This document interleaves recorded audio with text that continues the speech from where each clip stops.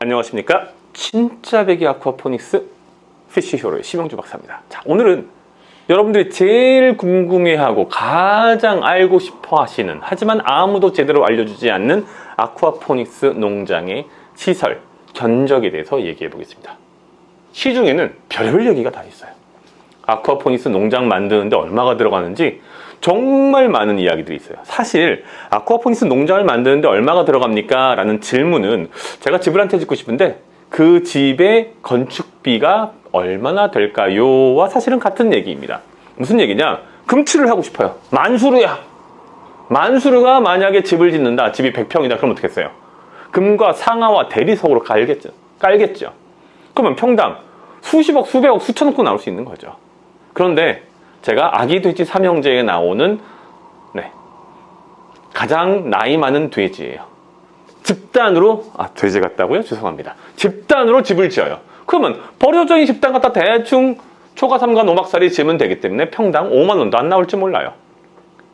물론 아쿠아포닉스 농장이 금을 바르지는 않습니다. 하지만 제대로 된 아쿠아포닉스 농장을 만드는 것과 얼렁뚱땅 거지 같은 내일 모레 언제 망할지 모르는 아쿠아포닉스 농장을 만드는 것 사이에는 엄청난 갭이 있어요. 하지만 그럼에도 불구하고 그런 복잡한 논의를 다 빼놓고 정상적인, 여러분들이 귀농하여서 망하지 않고 생존할 수 있고 효율적으로 식물을 길러낼 수 있는 아쿠아포닉스 농장이라면 일반적으로 300평대의 농장 총 규모를 놓고 봤을 때 물고기를 기르는 RAS 서브파트, 즉 양식 서브파트와 식물을 기르는 하이드로포닉스 서브파트, 즉 재배 서브파트를 합쳐서 대략 평균적으로 50만원, 모당 평당 50만원 정도의 비용이 발생해요. 이건 물론 VAT, 즉 부가세는 별도로 한 것이에요. 만약에 여러분이 제주도에서 설비를 한다라고 하면 제주도에 프리미엄이 붙겠죠? 네, 돈을 더 내셔야 되겠죠.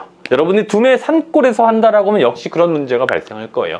이런 비용들은 통상의 경우 수도권에 있는 대도시 인근 지역을 놓고 봤을 때 아주 간결한 최소한의 기본적인 것을 갖춘 설비가 이 정도 발생한다.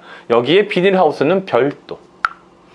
만약에 여러분들이 직접 이 설비를 진행하신다, 상당한 부분을, 그러면 이 중에 일부를 아끼실 수 있고요. 모든 것을 다 해주십시오. 저는 아무것도 손끝도 하나 까딱하지 않으렵니다. 라면 여기서 비용이 일부 추가될 수 있습니다.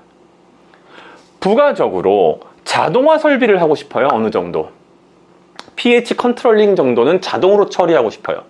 그러면 pH 컨트롤을 해야 할 수조가 몇 개냐에 따라서 하나의 세트, 유닛당 통상 200만 원 내외의 추가적인 장비, 그리고 시설 설비비가 발생합니다. 물고기가 죽는 상황은 정말 싫어요. 어떻게든 물고기를 꼭 살리기 위해서 1차, 2차 안전장치를 넣고 싶어요. 1차 안전장치는 전기가 끊어졌을 경우에 알람을 주고 자동적으로 엔진을 가동시켜서 최소한의 기본적인 유닛에 물이 돌고 공기가 공급되도록 하는. 2차 안전장치는 그것조차도 실패했을 경우에 고압산소 분배해서 물고기 수조 안으로 고압산소를 집어넣어서 물고기가 최소 30분에서 길게는 2시간 정도 살아있을 수 있도록 하기 위한 것들. 각각의 설비를 위해서 통상 수백만 원 정도의 비용이 발생합니다.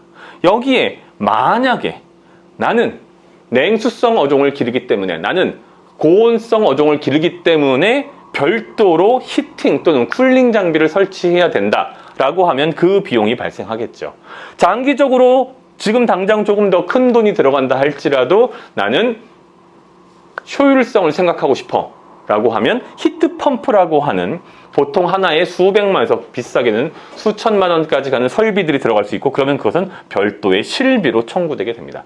물론 이러한 것들은 초기 단계에는 꼭 반드시 있어야 하는 것은 아니어서 일단 귀농자금으로 이 부분을 땅 구입하시고 비닐하우스 집어넣으시고 평당 대략 50만 원 내외의 비용으로 300평을 채워 넣은 다음에 정부 지원금을 받아서 축차적으로 설비할 수 있습니다. 만약에 이런 부분이 들어간다면 어떤 이점이 있습니까?